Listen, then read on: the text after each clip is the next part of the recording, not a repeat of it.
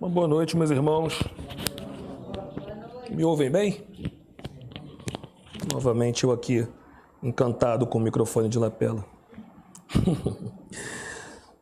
Meus irmãos, que alegria vê-los na casa do Senhor mais uma vez, poder entoar junto com vocês esses belos louvores a Deus, poder compartilhar esses momentos de adoração ao nosso Senhor e lhe dar o culto que lhe é devido, que nós possamos sempre valorizar devidamente esses momentos. Amém? Amém. Quero convidar os irmãos à leitura da Palavra de Deus no Salmo 3.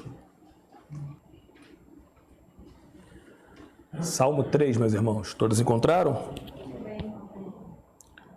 Diz assim a Palavra de Deus.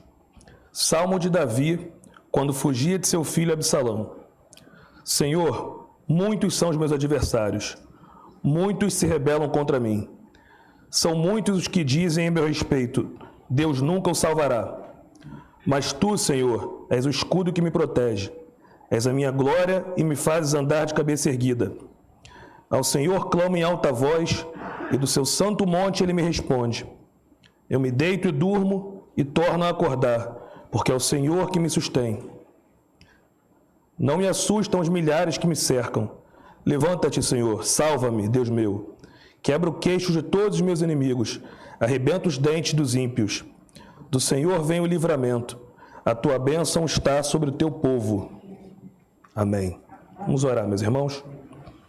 Senhor Deus e Pai, mais uma vez estamos aqui reunidos na tua casa, Pai, diante da tua palavra, Senhor. Nos aproximamos agora dessa palavra que sempre nos traz ânimo, nos traz encorajamento e nos traz correção, Senhor. Pai, tu conheces todas as minhas limitações, Senhor. Tu sabes o quão pecador eu sou e quanto incapaz me sinto, Pai, para pregar a mensagem da tua parte para a congregação, Senhor. Mas eu te peço, Deus, usa-me hoje como instrumento teu para abençoar a vida dos meus irmãos, apesar de quem eu sou. Assim oramos e agradecemos no nome santo de Jesus Cristo. Amém. Podem se sentar, por favor, meus irmãos.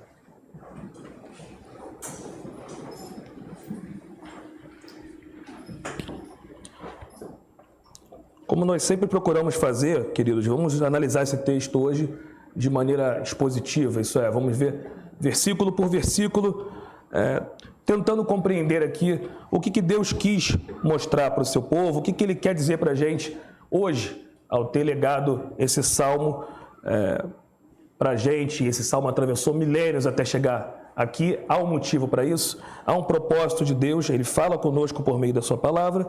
Então vamos examiná-la hoje com esse olhar. E aí quero chamar a atenção de antemão para a epígrafe desse salmo, aquela introduçãozinha que fica ali antes do versículo 1, porque ela já nos fornece aqui informações que são bastante importantes para a compreensão desse salmo. A epígrafe nos informa, primeiro, quem é o autor do salmo, e, em segundo lugar, ela nos informa em qual contexto esse salmo foi composto, em qual situação ele foi escrito por esse autor. Então vejamos, o autor desse texto é ninguém mais, ninguém menos do que Davi. O grande rei Davi, o maior rei de Israel. O homem que a Bíblia diz que é o homem segundo o coração de Deus. Nós temos na palavra de Deus inúmeros exemplos de homens tementes a Deus, inúmeros modelos de comportamento para nós seguirmos, inúmeros exemplos de homens que tiveram um comportamento reto diante do Senhor e que foram honrados por isso. Mas Davi é o único que recebeu esse epíteto de homem segundo o coração de Deus.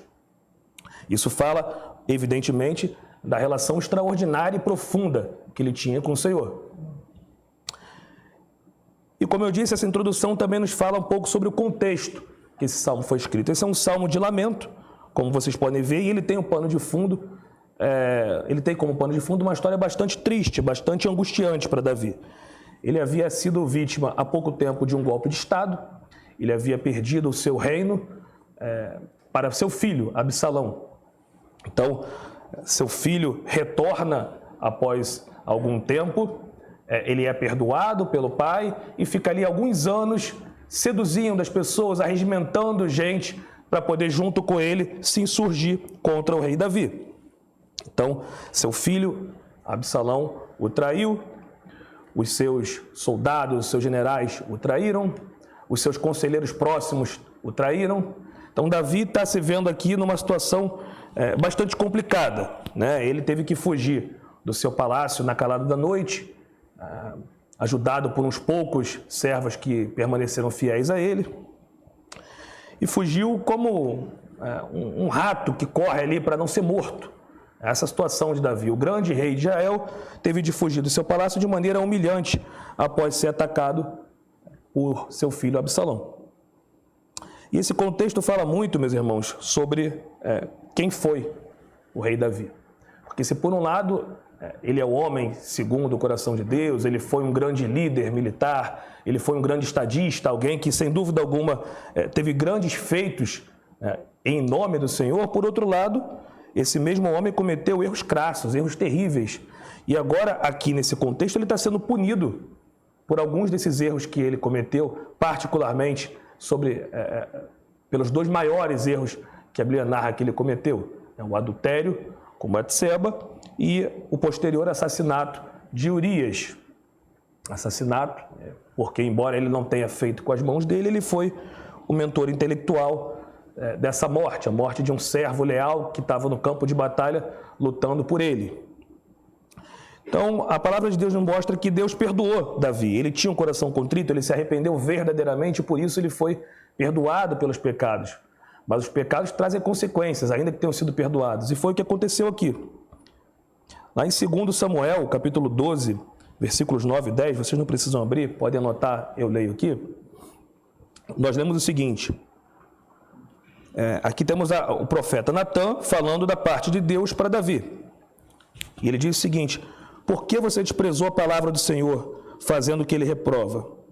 Você matou Urias, o hitita, com a espada dos amonitas e ficou com a mulher dele.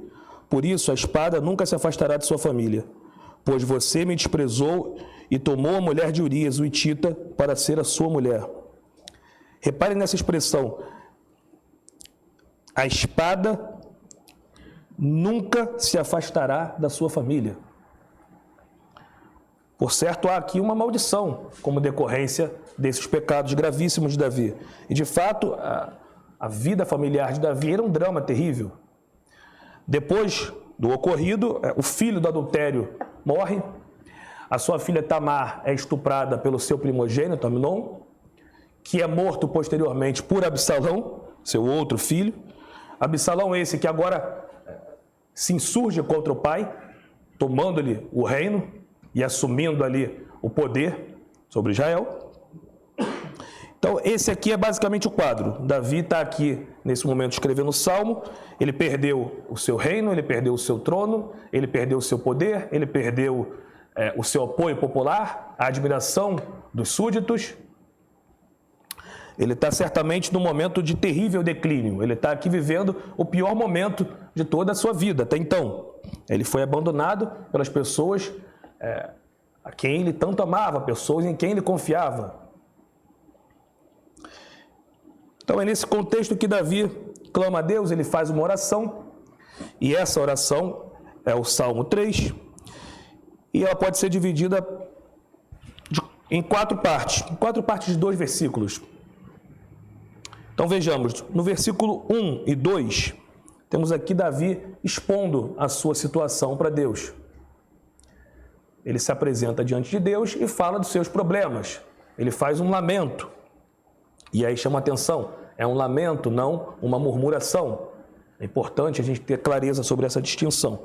A murmuração é aquela reclamação vazia de quem não tem fé ou de quem já perdeu a sua fé. O lamento, por outro lado, é uma oração daquele que ainda tem fé, que não perdeu a sua fé, mas que não tem vergonha de expor para Deus a sua angústia, a sua tristeza. E é isso que Davi faz nesse momento no Salmo 3, nos versículos 1 e 2. Nos versículos 3 e 4, Davi declara a sua confiança inabalável em Deus. Nos versículos 5 e 6, ele expõe, então, as consequências dessa confiança inabalável, ou seja, em que essa confiança, essa fé que Davi tem em Deus implica de modo prático, na sua vida. E nos versículos 7 e 8, finalmente, mostra ali Davi se aprontando para o iminente conflito. Então vamos analisar versículo por versículo, meus irmãos. Versículo 1. Senhor, muitos são os meus adversários, muitos se rebelam contra mim. Notem que aqui Não temos diante de nós um rei poderoso, não temos diante de nós um valente guerreiro, como aprendemos a sempre associar Davi, né? Aqui o que nós temos é apenas um homem acuado, um homem que expressa seu medo. Ele está com um exército muito pequeno de pessoas que permaneceram fiéis a ele. Ele está fugindo, ele está em fuga. O exército de Absalão, seu filho traidor e algoz, está vindo em direção a ele, está buscando ele, e quando encontrá-lo vai matá-lo, porque é um exército muito maior do que o dele, muito mais bem armado, muito mais poderoso. Então ele está aqui colocando diante de Deus essa questão. O outrora rei agora está exilado e está ali sendo perseguido por seu filho. Ele está aqui, de fato, oprimido. Então ele que antes era amado por toda uma nação, que era rodeado por bajuladores, por pessoas que queriam ter a atenção dele, que queriam estar na presença dele, agora ele está abandonado ao relento. Aqueles que eram seus amigos e servos estão do lado do seu filho, provavelmente buscando também vantagens. Sabemos como o ser humano é, o ser humano tem essa natureza oportunista, e nisso a gente nunca muda. Então, sempre vão ter aquelas pessoas que ficam do lado de quem está com poder, e aqui é bem o caso. Grande parte dos amigos e servos de Davi simplesmente se bandearam para o lado do governante da situação, digamos assim, que era seu filho. Então, notem que Davi aqui sente o gosto amargo da traição, meus irmãos. Ele sente a boca seca, o nó na garganta, aquela sensação de que perdeu o chão, um embrulho no estômago. Tudo isso é o que Davi está sentindo nesse momento.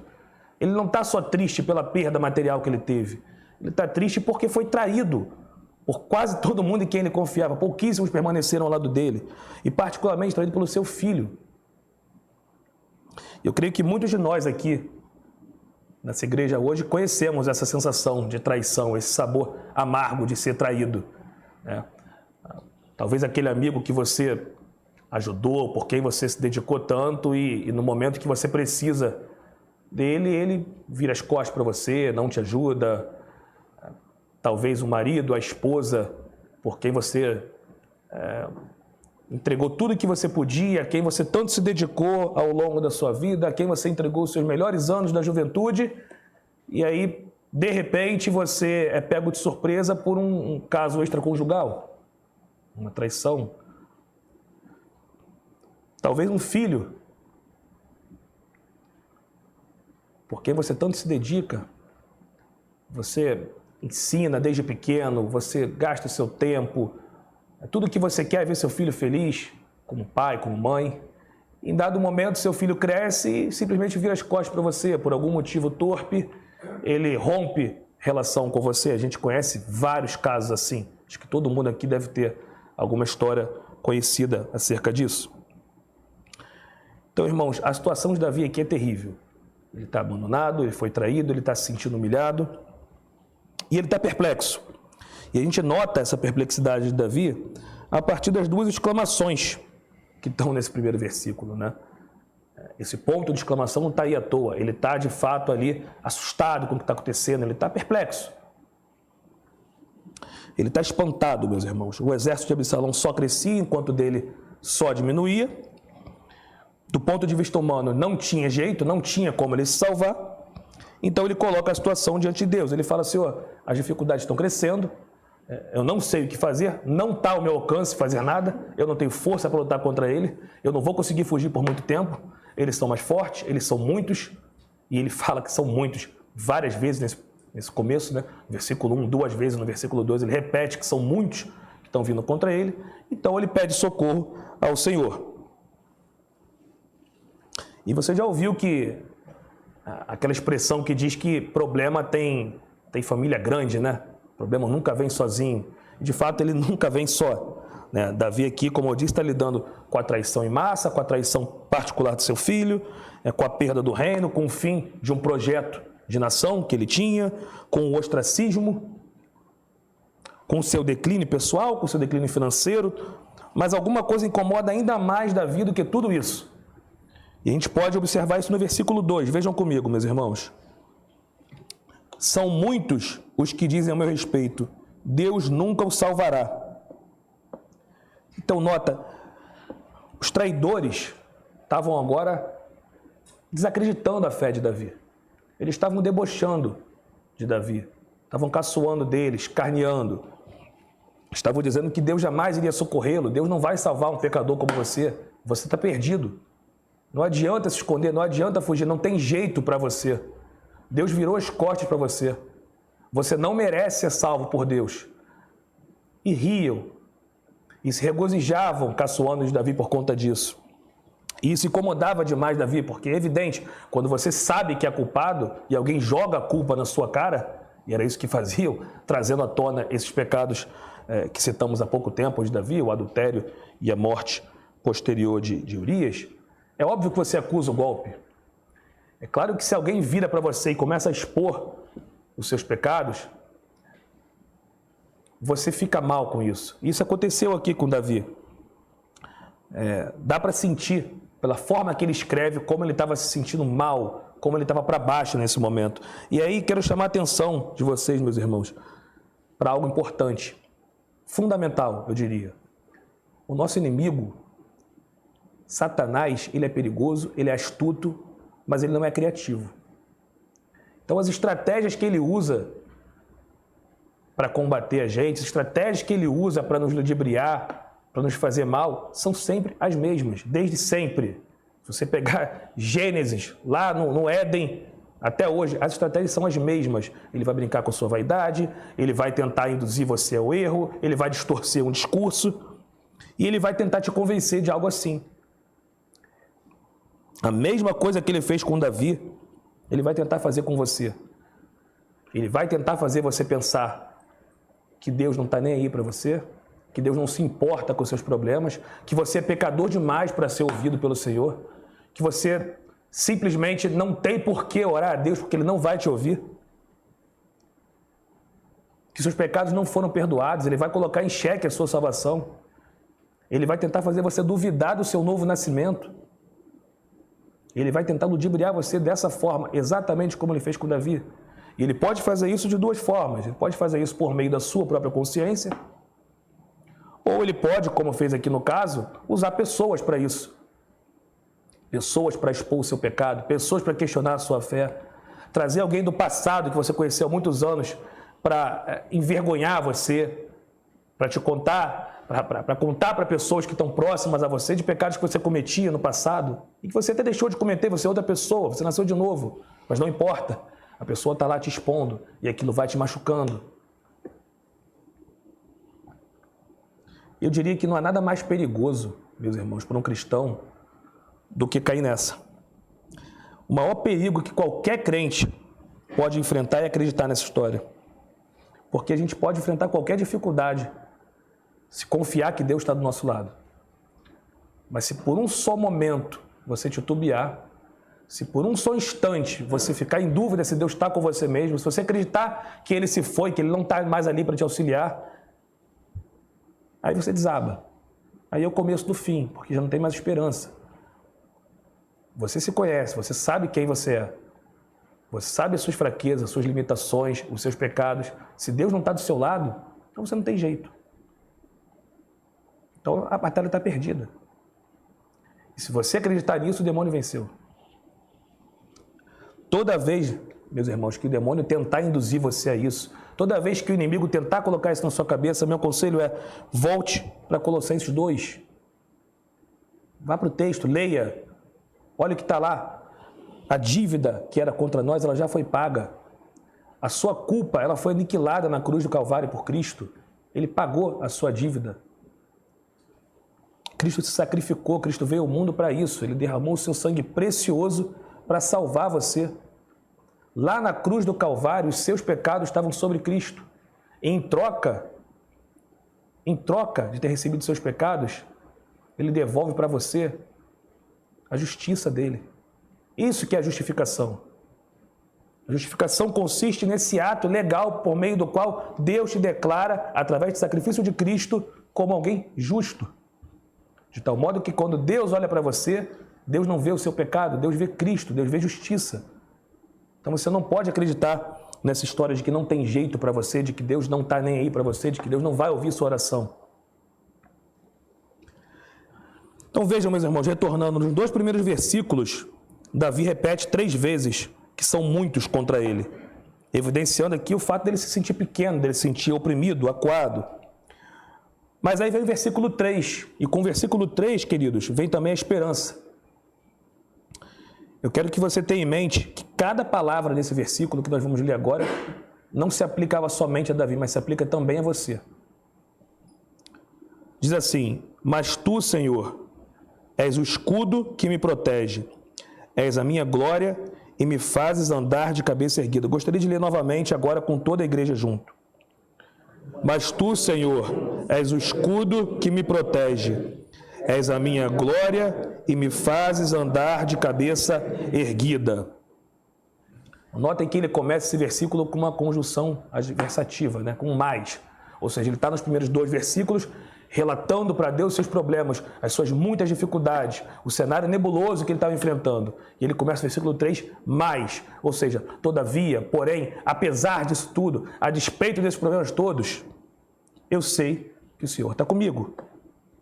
Apesar de tudo isso, ele tinha convicção de que Deus estava com ele. Ele conhecia o seu Deus. Ele sabia que Deus não tinha ido embora. Ele sabia que Deus não o havia abandonado por conta dos seus erros. Davi já tinha tido experiências maravilhosas com Deus. Davi tinha um relacionamento profundo, íntimo com Deus. E só quando você tem esse tipo de relacionamento, você não se permite duvidar. Você não se permite questionar se Deus está ou não com você. E veja o que Deus representava para Davi. E reitero, deve representar para cada um de nós, para todos os crentes. Vejam, meus irmãos. Mas tu, Senhor, é o escudo que me protege. Então percebam, a segurança de Davi, ele tinha clareza disso, a segurança dele não estava no seu castelo, na sua fortaleza, não estava fundamentada no seu exército. A segurança de Davi não estava ali na sua influência, no seu poder político, nada disso. Ele não confiava em nada disso como a sua segurança. A sua segurança estava em Deus. Tu, Senhor, és o escudo que me protege. As péssimas circunstâncias nas quais Davi estava inserido ali, não foram capazes de abalar a fé desse homem.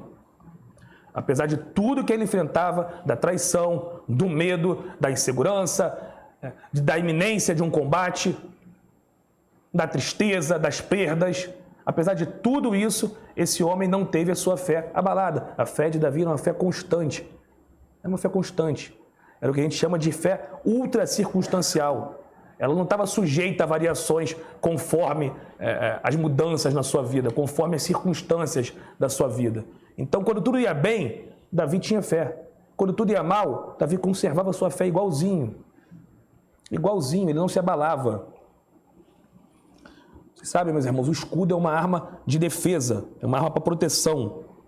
Era como se ele estivesse dizendo aqui: Senhor, eu dependo de Ti, eu sei que o Senhor, meu escudo, eu sei que o Senhor vai me proteger. Não importa se vão atirar contra mim, não importa se vão fazer um cerco contra mim, não importa se eles são muitos, não importa se eles têm flechas, não importa o que vai acontecer. O Senhor é o meu escudo, o Senhor é a minha proteção. Ele estava confiando em Deus. Era nele que ele confiava. Nada vai me abalar. É essa a oração de Davi aqui. Senhor, Tu és o meu escudo. É a certeza, meus irmãos, de que ainda que todos se voltassem contra ele e que no final ninguém mais estivesse do lado dele, ainda assim o Senhor estaria lá para ampará-lo. Essa é a fé, essa é a convicção desse homem. E aí a gente começa a entender por que esse homem recebeu o epíteto de homem segundo o coração de Deus. É um relacionamento diferente. E essa analogia que ele usa aqui de Deus como escudo é interessante. Não é a primeira vez que ela foi usada na Bíblia. Ela já havia sido utilizada antes.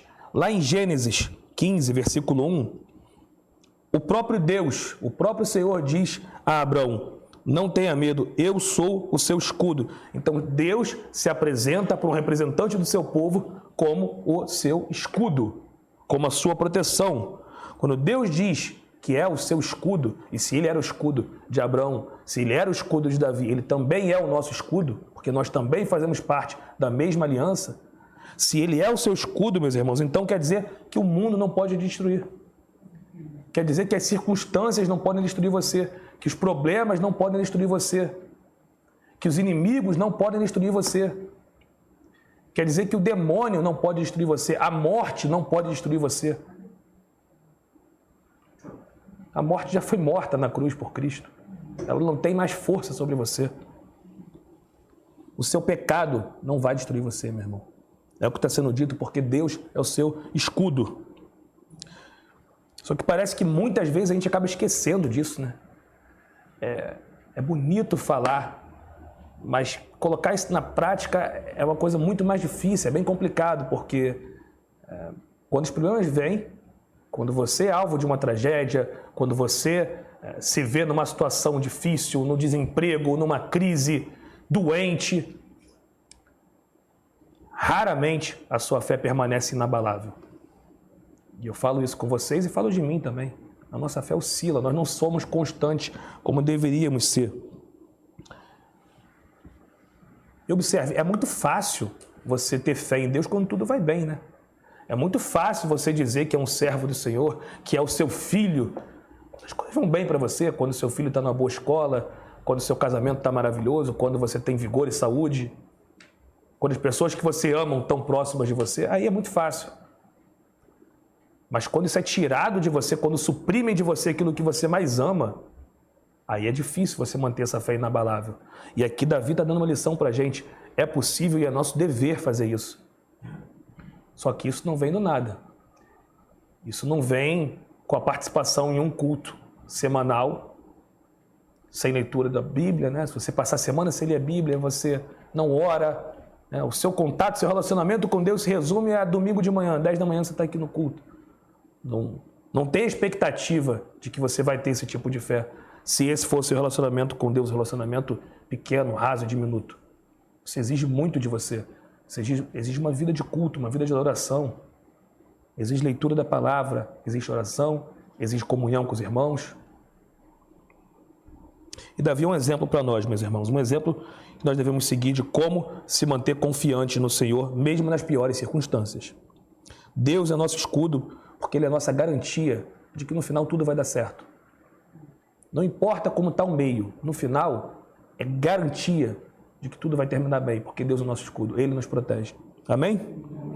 Mas mais do que o escudo, Davi também diz que Deus é sua glória.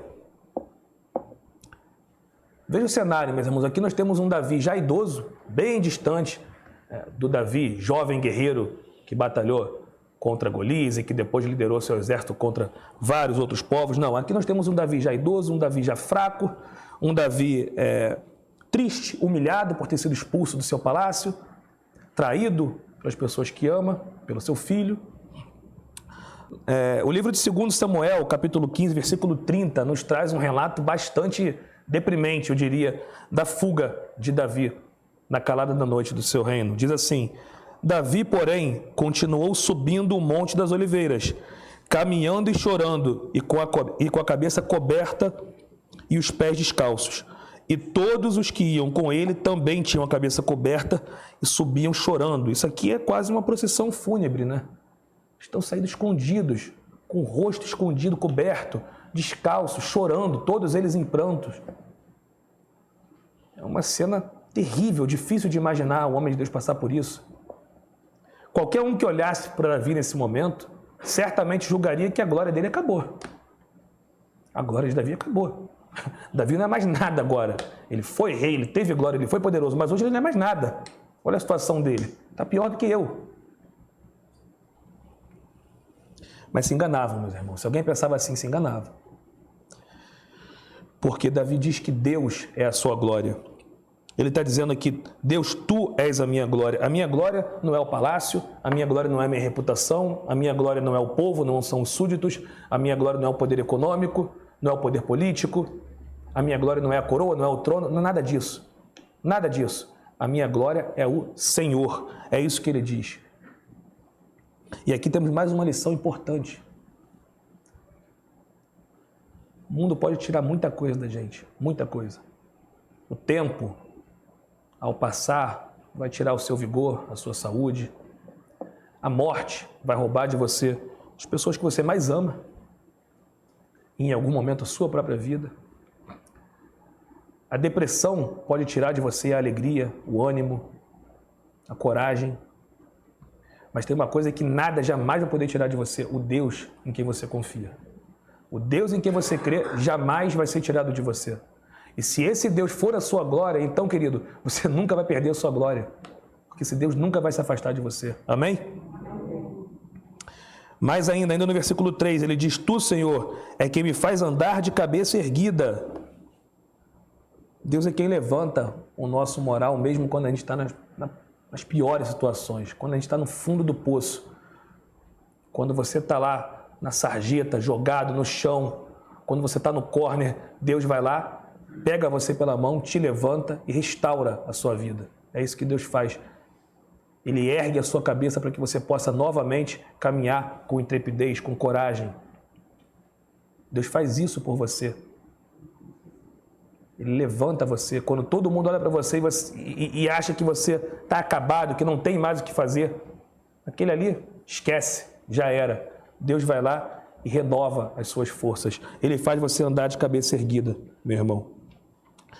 As pessoas não sabiam por que Davi, mesmo naquela situação, continuava ainda mostrando esperança em dias melhores, continuava ainda tendo coragem de seguir em frente. Por que esse homem fazia isso? Já não tinha mais o que fazer. Eis a explicação para isso, meus irmãos. O Senhor fazia aquele homem andar de cabeça erguida. A fé que ele tinha, inabalável em Deus, o socorro presente de Deus por ele, faziam com que Davi, mesmo naquela situação, conseguisse se manter de pé. E Deus não mudou, meus irmãos. Deus é o mesmo daquele tempo e hoje. Essa é uma das características do Senhor. Ele é soberano, Ele é onipotente, Ele é onipresente, Ele é onisciente, Ele é justo e Ele é imutável. Imutável, Ele nunca muda. Então, se Ele fazia isso por Davi, Ele também faz pelo seu povo hoje. Não esqueçam disso. O mesmo que Ele fez no passado, Ele faz hoje. O mesmo milagre, os mesmos prodígios. Ele é o mesmo Deus. Ele não muda. Ele pode fazer você andar de cabeça erguida também. Se você se voltar para Ele e se você clamar a Ele com o coração contrito, como fez Davi aqui, Ele fará o mesmo que fez por Davi na sua vida. Ainda que você tenha muitos motivos para caminhar cabisbaixo, ainda que você tenha muitos motivos para se sentir deprimido, talvez as suas fraquezas tenham te derrubado, talvez seus inimigos pareçam ter vencido você, talvez a doença tenha te colocado de joelhos no chão. Não importa, meus irmãos. Deus sempre estará lá para fazer você caminhar de cabeça erguida. Ele pega você e restaura. É a especialidade de Deus. Ele pega pessoas que estão destruídas e renova o ânimo, e encoraja. Amém? Então veja o que Davi está nos ensinando aqui nesses versículos, meus irmãos. O que Deus faz pelo seu povo? Bem, Deus é a defesa para os indefesos, Deus é a glória para os menosprezados e Deus é a alegria para aqueles que estão desconsolados. É isso que Davi está dizendo. E agora no versículo 4, ao Senhor clamo em alta voz e do seu santo monte ele me responde. Davi aqui ensina novamente uma lição importante para a gente. O que nós devemos fazer quando estamos em momentos de aflição? Quando estamos em momentos que achamos que não podemos fazer mais nada, que nada está ao nosso alcance, que não depende mais de nós. Porque você se esforça, você é inteligente, você é empenhado, você pode fazer muita coisa, mas chega a determinado momento que não tem mais o que fazer, que não depende mais de você. E aí você tem que confiar em Deus. E aí você tem que dobrar o seu joelho, como Davi fez aqui, e fazer um clamor aos céus. Implorar para que Deus intervenha e te salve, te ajude. Ele está aqui numa situação impossível, mas ele clama a Deus. Ele sabe que é o seu Deus. O Deus a quem Davi está clamando, ele tem consciência disso, é o Deus que sustenta o universo com o poder da sua palavra. É o Deus que reina sobre tudo que existe, é o Deus que governa tudo que há. É o Deus que tem as rédeas da história nas suas mãos. Esse é o Deus a quem Davi está clamando aqui. Ele conhece esse Deus e ele sabe que esse Deus faz o que é impossível. O que aos olhos humanos não pode ser feito. Mas ele clama a esse Deus porque ele conhece. E aí talvez você se pergunte, ou já tenha se perguntado, se vale a pena orar. Você é uma pessoa ocupada, você tem pouco tempo. Será que vale a pena mesmo gastar o seu tempo precioso dobrando os joelhos e orando? Será que Deus está escutando sua oração? Será que a sua oração Por meio da sua oração, Deus pode mudar alguma coisa? Ele está realmente disposto a te ouvir? Ele está realmente disposto a intervir na sua situação por conta da sua oração? E a resposta para essas perguntas, meus irmãos, na Bíblia é um enfático sim. É um sim garrafal. Você tem inúmeros exemplos bíblicos de pessoas que oraram e que foram respondidas por Deus, que foram atendidas por Ele no seu clamor. Em Mateus 21, 22, o próprio Senhor Jesus Cristo, nosso Salvador, declara: e tudo o que pedirem em oração, se crerem, vocês receberão. Então vejam, a oração não é tão somente uma ordenança, porque ela é uma ordenança. Cristo nos incita a orar, Ele nos estimula a orar, Ele nos ordena que façamos isso. Mas é uma forma de você entrar em um relacionamento mais profundo com Deus, você ter comunhão com Deus. Ele quer ouvir você, Ele se importa com você e Ele pode, sim, interferir na sua realidade física, temporal, a partir da oração que você faz com o coração sincero para Ele. E é interessante que nós vemos aqui, isso me chamou muita atenção quando escrevia sobre essa mensagem, ele clamou em alta voz. Interessante isso, né? Porque é lógico que Deus ouve as orações silenciosas, né? Até já ouvi brincadeira de pessoas que escutaram pastores e outros irmãos orando muito alto, as pessoas falam, calma, Deus não é surdo, Ele escuta bem, não precisa gritar. E de fato, Deus escuta orações silenciosas, você não precisa clamar em alta voz a cada oração que você faz. Mas eu creio que há momentos específicos na nossa vida que se faz necessário clamar em alta voz, como Davi fez aqui. E eu acho que isso não estaria presente na palavra de Deus se assim não fosse. Eu vejo isso aqui como um estímulo a fazermos isso em momentos determinados da nossa vida. Há momentos em que a oração silenciosa, a mentalização que você faz ali com a cabecinha no travesseiro, a oração que você faz baixinho antes de dormir para não acordar sua esposa, seu marido, é pouco. Há momentos em que você tem que orar em alta voz. E a gente não sabe qual foi o motivo de Davi aqui para isso, né? A gente não sabe se ele está orando em alta voz aqui porque a angústia era tão grande que ele não conseguia reprimir, por isso teve que soltar a voz. Ou talvez seja aqui um ato já de intrepidez, de coragem de Davi, algo como, se os meus adversários estão zombando de mim em voz alta, então eu também vou lançar a Deus o meu clamor em voz alta, vou bradar aos céus em voz alta. Pode ser. Mas o fato é que creio que esse versículo nos estimule a ter esse comportamento em determinados momentos da nossa vida. E Davi já mostrou a sua confiança em Deus, meus irmãos, nos versículos 3 e 4. No 1 e 2 ele está apresentando um problema, no 3 e 4 ele mostra a sua fé em Deus e agora, no versículo 5 e também no versículo 6, ele vai apresentar quais são as consequências práticas dessa fé que ele tem em Deus. Ele diz assim, e esse para mim é o verso mais bonito desse salmo: eu me deito e durmo e torno a acordar. Eu quero que você pense por um instante no desconforto que Davi tinha nesse momento. No terrível desconforto físico que esse homem estava atravessando. Ele estava exausto, ele estava sujo, ele estava ao relento, ele não tinha uma cama para dormir, ele não tinha um bom travesseiro, ele não tinha ventilador, ar-condicionado, nada disso. Davi aqui dormia sobre pedras, junto com alguns outros que estavam ali com ele. Ele não tinha um lugar silencioso. Ele não tinha aquilo que nós tratamos quase como pré-requisitos para uma boa noite de sono, né? Ele não tinha nada disso. E tem gente que é bem chatinha para dormir, né? Tem gente que se não tiver o seu travesseirinho com o seu cheirinho, não dorme. Se o lençol tiver bolinha, não dorme. Se não puder tomar um banho antes, não dorme, né? Se não tiver o barulhinho do ventilador, do ar-condicionado, não dorme. Davi não tinha nada disso. Mas ele diz que ele deitava e dormia e tornava a acordar. E notem, meus irmãos, pior ainda do que o desconforto físico desse homem era o desconforto emocional que esse homem passava nesse momento. Lembre, saber que seu próprio filho, a quem ele amou, a quem ele alimentou, a quem ele educou, o seu próprio filho o traiu, saber que foi abandonado pelas pessoas que ele amava, saber que teve o seu trono roubado, saber que ele estava agora correndo risco de vida, porque o exército de Absalão podia chegar a qualquer momento para ceifar a sua vida, saber que teve que fugir naquela hora da noite, escondido.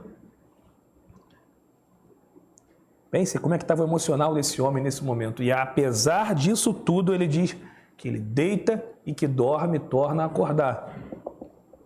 Como é que uma pessoa nessa situação consegue botar a cabeça ali e dormir tranquilamente? Como é que essa pessoa consegue fazer isso, meus irmãos? Com tanto desconforto físico, com tanto desconforto emocional e sem fazer uso de medicamento, tá? Não tinha Rivotril, né? A palavra de Deus não diz que ele está usando clonazepam para dormir, nada disso. Era só paz de espírito. Apesar de tudo que esse homem enfrentava, ele tinha paz e conseguia dormir. E eu acho que tanto eu quanto vocês deveríamos ficar envergonhados lendo esse versículo, porque a gente perde sono por tão pouco, né? Por tão menos. Você tem um problema no trabalho, você tem uma conta que você não conseguiu pagar, você teve um desentendimento com alguém e você perde sono, você não consegue dormir. Parece que há algo errado com a gente para além do problema da hora, né? Eu acho que está faltando algo na gente que sobrava em Davi, que é essa paz. Nós temos aqui um homem, meus irmãos, que dormia bem apesar de tudo. E como é que ele conseguia? Essa é a grande questão. Como ele conseguia manter essa paz dele diante dessa situação, diante de tantas incertezas que ele atravessava? E a resposta para essa pergunta está no próprio versículo 5. Diz assim: eu me deito e durmo e torno a acordar, porque é o Senhor que me sustém. Porque é o Senhor que me sustém. A paz desse homem, meus irmãos, não decorria de uma realidade que lhe parecesse favorável naquele momento. Ou seja, ele não tinha paz só porque a vida dele caminhava bem. A paz desse homem também não decorria de uma interpretação equivocada, fantasiosa que ele fizesse ali da sua realidade. Davi não estava achando conforto emocional numa ilusão, não é isso. Ele não ficava deitado ali falando: olha, quando Absalão chegar com o seu exército, eu sei que o amor dele vai ser despertado, ele vai jogar as armas ao chão e me abraçar e pedir perdão. Nada disso. Ele não ficava alimentando esse tipo de ilusão. Ele tinha total compreensão do que estava acontecendo. Ele tinha clareza quanto à situação dele naquele momento. E ele encarava essa realidade. Mas ele tinha paz porque ele sabia que Deus o sustentava mesmo naquele momento. Essa é a tal paz que excede todo o entendimento, a qual Paulo se refere lá em Filipenses 4, meus irmãos. É uma paz que não depende da situação. É uma paz que vem de dentro para fora, não de fora para dentro. Uma paz que decorre ali da atuação do Espírito Santo em você. Enquanto muitos outros entrariam em pânico, Davi dormia e acordava dia após dia com a consciência tranquila daqueles que sabem que as misericórdias do Senhor se renovam a cada manhã. Como diz Jeremias em Lamentações, ele tinha clareza quanto a isso. E esse era o motivo da sua paz. Esse era o motivo do seu sono, tranquilo, plácido. E por saber que Deus estava com ele, meus irmãos, ele não temia os inimigos. Vejam o versículo 6. Não me assustam os milhares que me cercam. Milhares que me cercam, é o que ele diz. Então aqui você nota que Davi começa a mudar o tom. Se no começo ele estava muito preocupado, porque eram muitos que estavam contra ele, agora ele diz que os milhares que o cercam já não assustam ele. Ele começa aqui a se preparar para uma batalha vindoura. Só que antes de vestir a armadura para guerrear, ele está aqui preparando o emocional dele. Ele está aqui colocando as ideias no lugar. Ele está pensando, ele está raciocinando, ele está orando, ele está escrevendo, está dizendo: olha só, diante disso aqui tudo, esse povo todo que está vindo contra mim não me assusta. Não me assusta porque Deus é meu escudo, porque Ele é minha glória. Não me assusta porque Ele é poderoso, Ele está comigo, Ele não vai me deixar perecer. Não me assusta. Podem ser muitos, mas não me assustam. E nota, ele não está aqui subestimando de forma alguma a força do inimigo. Ele não está aqui fazendo de conta que será algo fácil. Ele não está aqui pensando que o exército de Absalão é menor que o dele. Ele sabe que o exército é muito maior. Ele sabe que eles estão muito mais bem armados, que eles são mais fortes, mais preparados para a guerra. Mas mesmo assim, ele continua se mostrando confiante. Ele está pronto para enfrentar aqueles homens olhando no olho, meus irmãos, de cada um deles. Davi não treme. Davi aqui está completamente cheio de coragem. E se você olhar nos olhos de Davi agora, se você fizer esse exercício, que você vai ver não é pavor, não é medo, não é insegurança, não é incerteza, é a plena convicção da sua vitória. Não por conta dele, não por conta do seu pequeno exército, mas por conta da presença de Deus com ele. Porque Deus era o seu escudo. Nada poderia ferir esse homem. A confiança dele, meus irmãos, é tão tremenda que a gente começa mais ainda a compreender por que esse homem recebeu esse título de homem segundo o coração de Deus. Mas Davi não é tolo, né, meus irmãos? Ele não está aqui pensando em ir para essa batalha sozinho. Né? Veja o versículo 7, o que ele diz: levanta-te, Senhor, salva-me, Deus meu, quebra o queixo de todos os meus inimigos, arrebenta os dentes dos ímpios. Davi não é uma espécie de Dom Quixote, ele não é um maluco que acha que vai colocar armadura e ganhar qualquer um num combate, não é isso. Longe disso, na verdade. Davi está muito consciente. Ele sabe que a única esperança que ele tem é o Senhor. Não há outra esperança para ele. Ele não está confiando nas armas, ele não está confiando nas pessoas, ele está confiando única e exclusivamente em Deus. Sempre foi o Senhor. Ele tem consciência disso desde a juventude. Desde quando ele, franzino, pequeno, acertou uma pedra num gigante e derrubou ele. Aquele gigante temido por todos, Golias. Sempre foi o Senhor.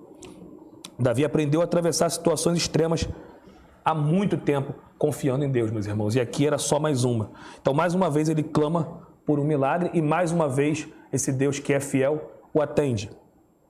E ele pede para Deus quebrar o queixo e arrebentar os dentes dos inimigos. Aqui, claramente, ele está evocando a figura de feras selvagens, né? Como se ele estivesse tratando os seus inimigos de maneira metafórica como feras selvagens que se aproximam dele para feri-lo, para matá-lo. E aí pensa, uma fera selvagem, pensa na figura de um leão. Né? A força do leão, o perigo dele está na mandíbula, está nos dentes, né? A força que ele tem ali para morder. Se ele tiver com o queixo quebrado, com a mandíbula quebrada, se ele tiver com os dentes quebrados, ele não oferece nenhum perigo. Ele é um animal selvagem, mas impotente. E é isso que ele está pedindo aqui para Deus fazer, para quebrar a mandíbula e os dentes dos seus inimigos, tornando eles impotentes, né? De modo que eles não possam devorar a presa, que nesse caso era ele próprio. É o que Deus faz com os inimigos do seu povo. Deus faz isso com nossos inimigos. Deus já fez isso na cruz. O inimigo teve o seu queixo e os seus dentes quebrados na cruz. Ele não pode fazer mal àqueles que são de Deus. Simplesmente não pode. Ele já foi derrotado. Pretérito. Já aconteceu. A luta já acabou. Já tem o vencedor. O vencedor é Cristo. E nós fomos salvos por esse Cristo. Amém? Absalão cometeu um erro terrível. Ele errou miseravelmente em conspirar contra o seu pai, meus irmãos. Davi era um homem que tinha um relacionamento profundo com Deus. Deus tinha uma aliança eterna, perpétua com Davi. De tal modo que Davi era um personagem central no plano da redenção de Deus. O Messias viria a partir da descendência de Davi. Davi era alguém especial para o Senhor. Conspirar contra Davi significava aqui conspirar contra o plano da redenção. Em última análise, conspirar contra o próprio Deus. E ninguém pode conspirar contra Deus e sair ileso, meus irmãos. E Davi sabe que se Deus estiver com ele, não importa o número dos inimigos, não importa as suas armas, não importa o que os outros vão dizer, se vão debochar, se vão caçoar dele, ele sabe que a vitória é certa se Deus estiver do seu lado. E o mesmo vale para nós, meus irmãos, porque assim como Davi, nós também fazemos parte da mesma aliança. Nós também somos parte desse pacto. Nós também somos povo santo, nós também fomos escolhidos por Deus. Desde a eternidade. Desde a eternidade. A convicção que Davi tinha no momento que escrevia esse salmo, nós também devemos ter. Temos todos os motivos para ter a mesma convicção que ele. Temos que exercitar a nossa fé, colocar isso em prática na nossa vida. E aí no último verso, querido, o salmista declara que Deus é a causa do livramento e da salvação do seu povo. Vejam, do Senhor vem o livramento, a tua bênção está sobre o teu povo. Então aqui basicamente na conclusão, Davi está Resumindo tudo que ele disse nos versículos anteriores, né, que é o Senhor que dá o livramento, que é o Senhor que protege o seu povo, que se o Senhor estiver junto, não há motivo para temer. Né? Na tradução da Almeida, Revista Atualizada, especificamente nesse versículo, eu acho que ela é mais interessante, porque ao invés de falar do Senhor vem o livramento, usa a palavra do Senhor vem a salvação, que eu acho que é mais claro para a gente entender aqui. Livramento pode dar a impressão de que está falando só do livramento temporal ali, da fuga contra o filho, não é isso. Na verdade, aqui, do Senhor vem a salvação, essa que é a mensagem de Davi nesse momento, e é perfeita, porque é fundamentalmente um resumo de toda a soteriologia bíblica, né? Do Senhor vem a salvação, ou seja, a salvação, o plano da salvação é de Deus, a execução do plano é de Deus, a aplicação é de Deus. A sua salvação não depende de você, a sua salvação ela foi conquistada e ela é mantida e ela será efetivada por meio de Deus. Não por causa de você, isso te dá segurança, porque você não pode, por conta própria, por meio dos seus erros, dos seus pecados, você não pode rejeitar essa salvação que lhe foi gratuitamente oferecida. Aliás, vou dizer mais, imposta. Ela foi imposta, você não tem como não ser salvo se você for um escolhido de Deus, se Cristo morreu por você no Calvário, se o Espírito Santo te fez nascer de novo. É isso que está sendo dito aqui nessas poucas palavras por Davi. Do Senhor vem a salvação, a obra é integralmente dele. Nós somos apenas aqui um receptáculo, nós somos apenas o alvo, aqueles que foram presenteados com um presente maravilhoso que não mereciam. Não mereciam. E é por isso que nós podemos descansar, meus irmãos. É por isso que a gente pode confiar, porque a salvação vem do Senhor. Eu não sei como os irmãos chegaram aqui à igreja hoje, eu não sei se tem algum problema te afligindo nessa noite. Eu não sei o que você está atravessando, mas Deus sabe. Deus sabe o que está tirando seu sono, Deus sabe o que te preocupa, Deus sabe o que ocupa os seus pensamentos, Deus sabe por que você não tem orado. Deus conhece a sua vida como ninguém. Cada detalhe, cada segredo jamais contado. Deus conhece tudo, meus irmãos. E Ele está do seu lado, mesmo sabendo quem você é. Mesmo conhecendo você a fundo. E eu tenho certeza que se vocês me conhecessem a fundo, vocês não iam querer estar do meu lado. Mas Deus está. Você faz parte dessa aliança. Não deixe os problemas da vida, os percalços, os obstáculos, as tempestades, não deixa, meus irmãos, que isso ofusque a sua fé, que isso abale a sua esperança. Não deixe que isso derrube a sua vida, a sua carreira cristã. Nada disso. Você não tem motivo para isso. Lembre-se sempre que a gente está aqui de passagem. Isso aqui é temporal. Mais dia, menos dia, todo mundo aqui vai embora. E aí sim, aí vem a vida de fato, que nós vamos experimentar a vida na glória, a vida eterna com Cristo, uma vida de prazer, uma vida sem pranto, uma vida plena, completa. Amém? Amém. Feche seus olhos, meus irmãos, vamos orar nesse momento.